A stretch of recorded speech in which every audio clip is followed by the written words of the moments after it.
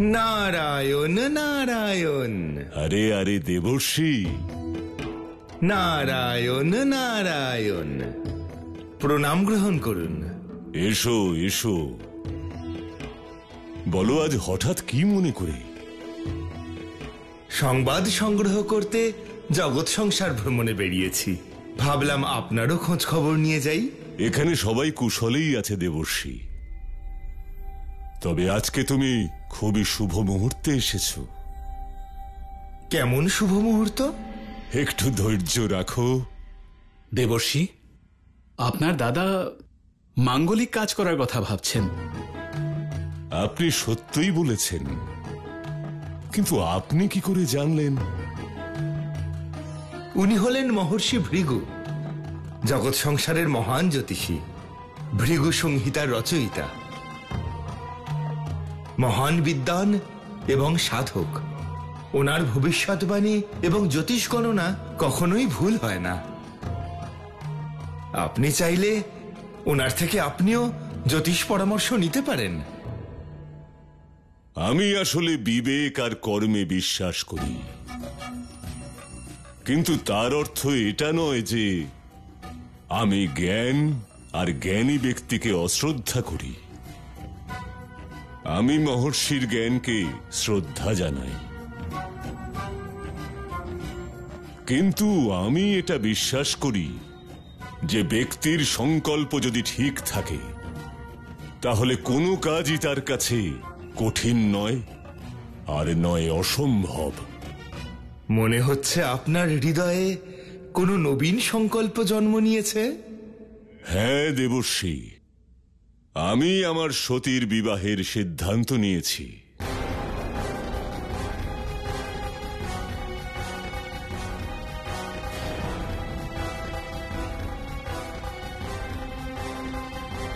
কিন্তু উনি সতীর বিবাহের বিষয়ে কি করে সিদ্ধান্ত নিলেন? এর আগে আমি আমার অন্যান্য মেয়েদের বিবাহ আমার মনের মতো যোগ্য পাত্রদের সঙ্গে দিয়েছি, কিন্তু সতীর বিবাহ আমি তার ইচ্ছা অনুসারেই দেব।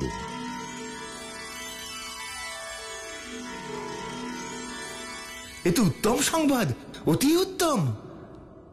সতী তো শিবকে চান।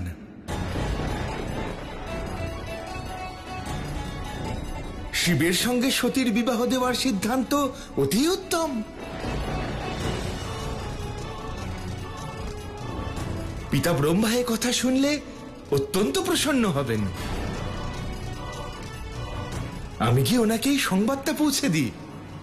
নিজের অস্থিরতাকে নিয়ন্ত্রণ করো দেবর্ষি, আর পুরো কথাটা শুনে যাও। আমি সতীর বিবাহ ওই অঘরী শিবের সঙ্গে নয়, স্বয়ম্বর সভা ডেকে দেব।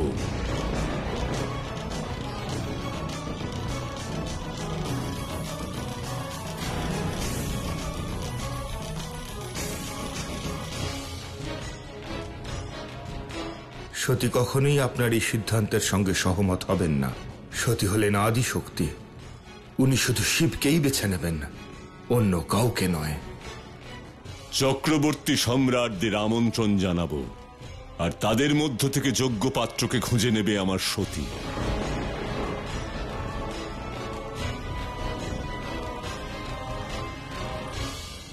আমাকে আপনি ক্ষমা করবেন, সতীর সাথে কিন্তু এটা অন্যায় করা হবে।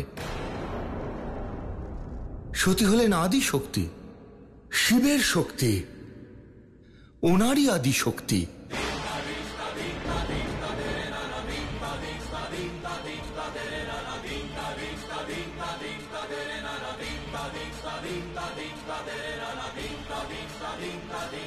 ওনার বিবাহ শুধু শিবের সঙ্গেই হতে পারে, অন্য কারোর সঙ্গে নয়।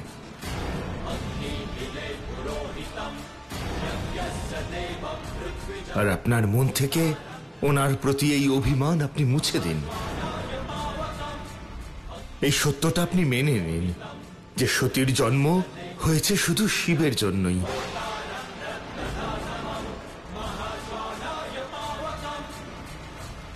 উনি ছাড়া সতীর এই শক্তি অন্য কেউ বহন করতে পারবেন না।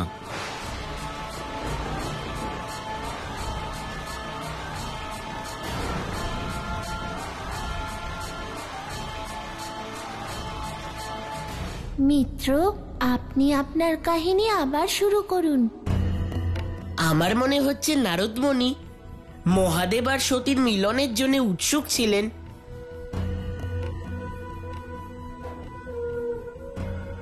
মূঢ় যে নিজেই নারদ আজ স্মৃতিভ্রষ্ট হয়ে নিজেই নারদের কাহিনী শুনছে। ব্রহ্মঋষি নারদ প্রথমে শিব সতীর মিলন ঘটালেন, আর পরবর্তীকালে শিব পার্বতীকে আলাদা করার চেষ্টা করলেন। আমি তোমার মা সরস্বতী তোমাকে অভিশাপ দিচ্ছি যে তুমি পৃথিবী লোকে মূঢ় বালক হয়ে জন্ম নাও। যাও দুষ্ট, যাও।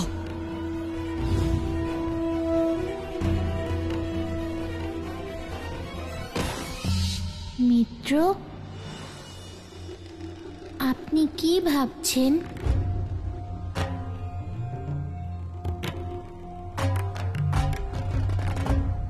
সমগ্র সংসার চাইছিল যে শিব আর সতীর মিলন হোক, কিন্তু শিব স্বয়ং উদাসীন ছিলেন। আপনার কি মনে হয় কি কারণ হতে পারে? বিরহের শোক, আর সতীকে যাতে আবার না হারিয়ে ফেলেন তাই সতীকে তিনি নিজের কাছ থেকে দূরে সরিয়ে রেখেছিলেন। নতুন মিত্র, তারপর?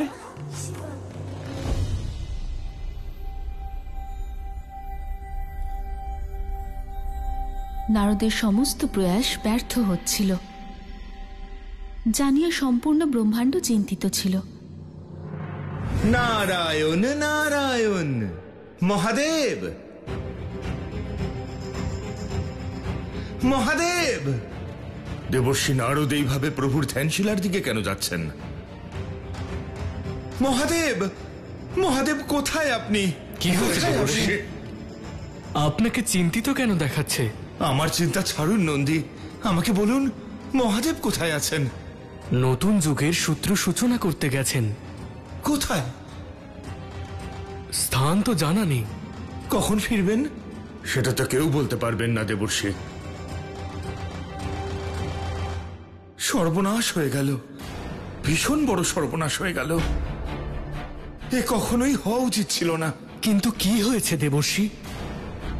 বলুন না, আপনি কিছু বলতে চাইছেন না কেন? হ্যাঁ দেবর্ষী, এমন কি প্রয়োজন পড়লো আপনার প্রভুকে খোঁজার? এই প্রয়োজন পড়েছে মা সতীর স্বয়ম্বরকে আটকানোর জন্য।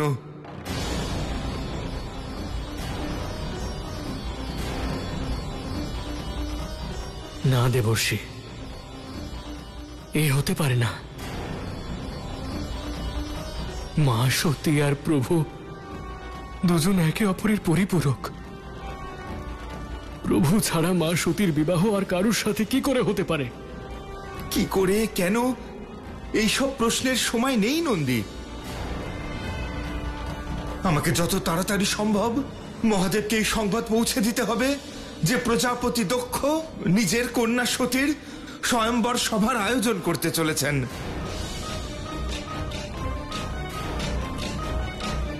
যাতে উনি সময় মতো এই স্বয়ম্বরকে আটকাতে পারেন, নয়তো ভীষণ সর্বনাশ হয়ে যাবে।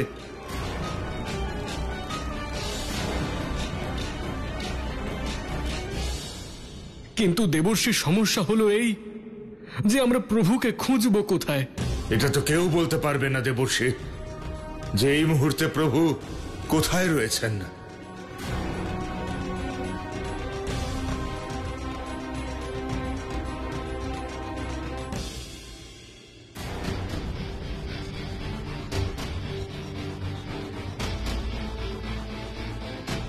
প্রভু ফিরে আসুন, প্রভু ফিরে আসুন। এই সময় আপনার ফিরে আসা ভীষণ প্রয়োজন। সময় থাকতে ফিরে আসুন প্রভু। মা সতীর সাথে শুধুমাত্র আপনারই বিবাহ হতে পারে। আপনি শুধুমাত্র ওনার যোগ্য প্রভু। প্রভু ফিরে আসুন, না হলে বড় অনর্থ হয়ে যাবে। ফিরে আসুন প্রভু, ফিরে আসুন। আমাদের এই প্রার্থনা শুনুন। কি হবে এবার? কি হবে এখন?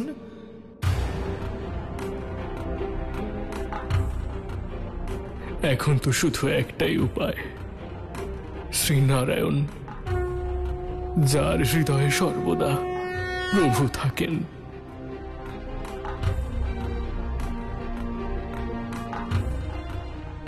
সেই চিন্তা নিবারণের জন্য কেউ কিচ্ছু করেনি? অবশ্যই করেছেন। স্বয়ং ব্রহ্মাদেব নিজের পুত্র প্রজাপতি দক্ষকে বোঝানোর চেষ্টা করেছেন, কিন্তু অহংকারী প্রজাপতি দক্ষ কোনো কিছু বোঝার জন্য রাজি ছিলেন না।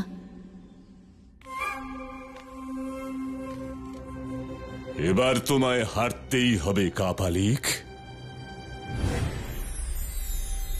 পুত্র দক্ষ,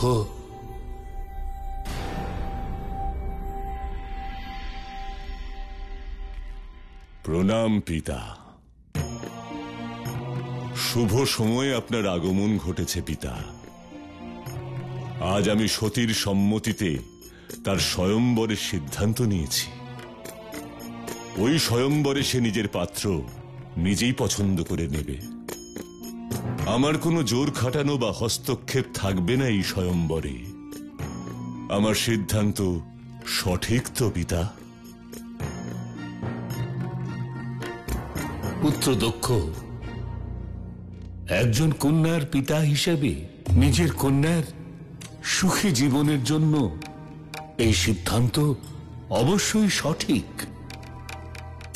কিন্তু তুমি কি জানো সতী কে?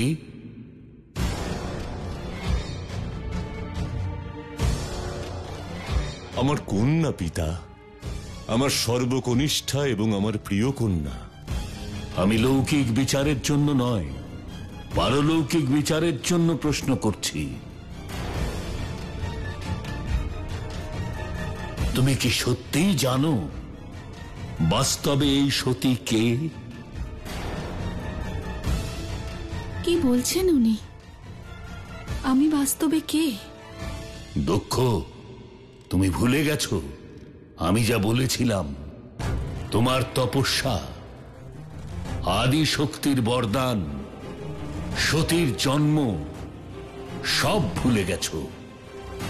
তুমি তপস্যা করো, আর তপস্যা করে আদি শক্তিকে প্রসন্ন করে তাকে তোমার কন্যা রূপে পাওয়ার বরদান প্রার্থনা করো। কি করে ভুলবো আমি? আমি জানি সে আদি শক্তি।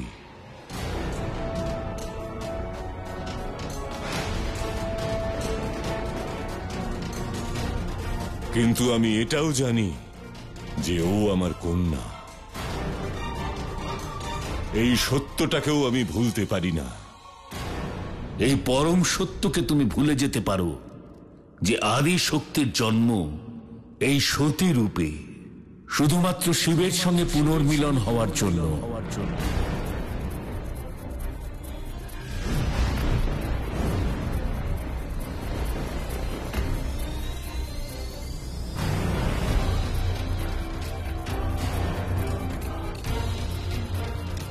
পুত্র দক্ষ, যদি তোমার পিতার কথা শোনো, শিব আর সতীর মিলনে ব্যাঘাত ঘটিও না। সতীর স্বয়ম্বর রচনা করে তার বিবাহ অন্য কারোর সঙ্গে দেবার চিন্তা ত্যাগ করো, অন্যথায় এটা শিবদ্রোহ হবে।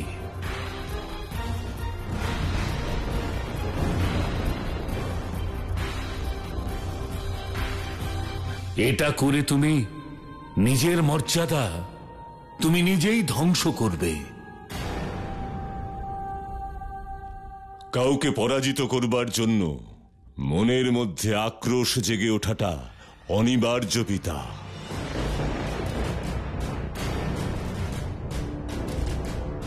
অত্যন্ত সংকোচের সঙ্গে বলছি পিতা, আমি আপনার মতো মহান নই। আপনি শিবের করা অপমান ভুলতে পারেন, কিন্তু আমি নই।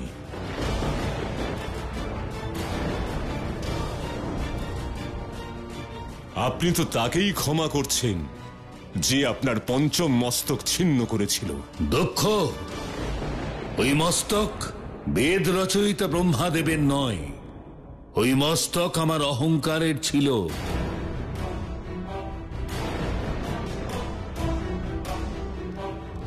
ওই মস্তক ছিন্ন করে স্বয়ং মহাদেব আমাকে পতন থেকে রক্ষা করেছিলেন, কিন্তু এখন সেই অহংকার আমি তোমার মধ্যে দেখতে পাচ্ছি। এটা অহংকার নয়, এ আমার আত্মবিশ্বাস পিতা। যেদিন আপনি বলেছিলেন যে আদি শক্তিকে কন্যা রূপে পাবো আমি, সেই দিনই আমি মনে মনে সংকল্প নিয়েছিলাম যে সময় যখন আসবে ওই আদি শক্তিকেই আমি শিবের বিরুদ্ধে আমার অস্ত্র হিসেবে ব্যবহার করব।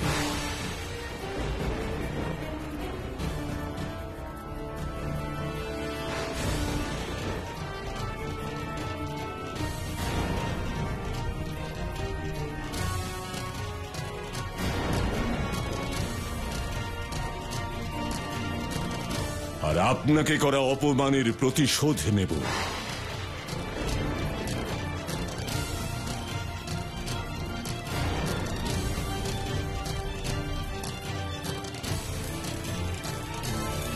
কিন্তু এটা উচিত। থাক পিতা, থাক। আমাকে আর বোঝাবেন না। আমি যেটা করতে চাই আমায় করতে দিন। সতীর স্বয়ম্বর সভা হবে এবং অবশ্যই হবে।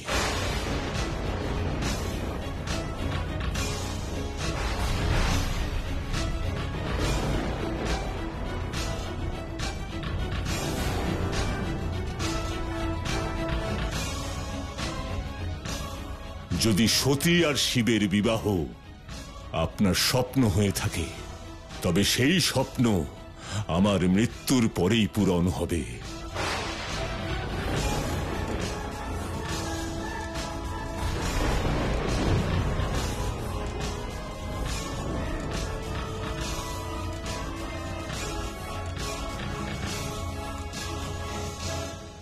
কে এই শিব? আমার শত্রু। বাবার শত্রু? মানে আমার শত্রু? এই ছিন্ন মস্তক কার? আমার পিতার। কে ছিন্ন করলো? ওই শিব। কি কারণে? ঈর্ষা।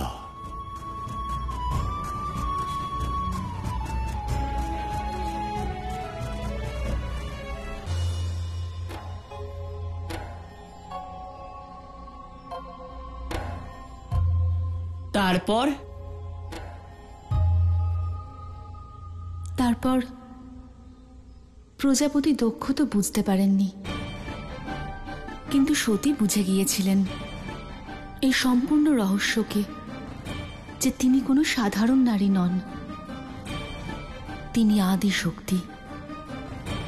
সতীর জন্ম শিবের সাথে মিলনের জন্যই হয়েছিল।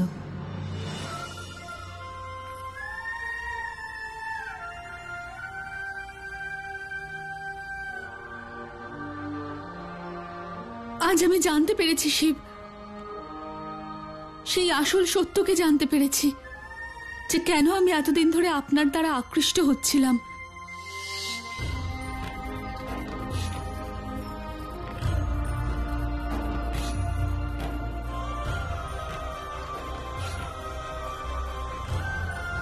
আপনাকে দেখা মাত্রই আমি কেন এত আপন ভাবতে শুরু করেছিলাম।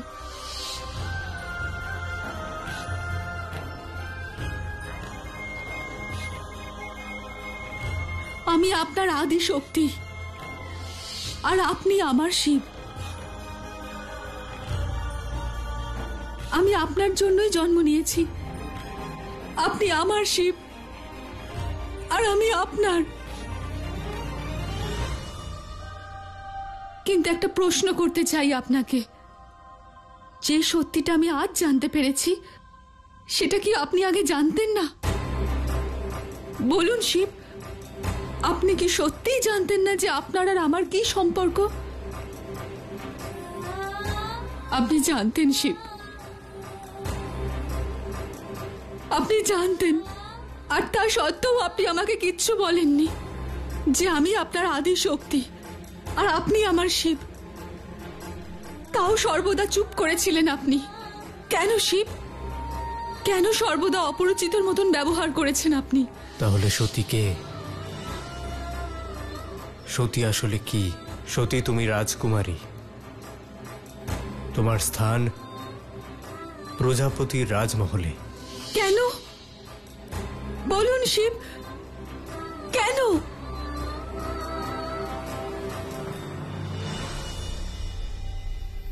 নতুন মিত্র, এই কাহিনী যত শুনছি তত আগ্রহ বেড়েই চলেছে। তারপরে কি হলো মিত্র? অবশেষে সেই দিনটাও চলে এলো, যে ঘটনা জীবনে আগে কখনো ঘটেনি। এমন কি ঘটেছিল মিত্র যা আগে কখনো ঘটেনি?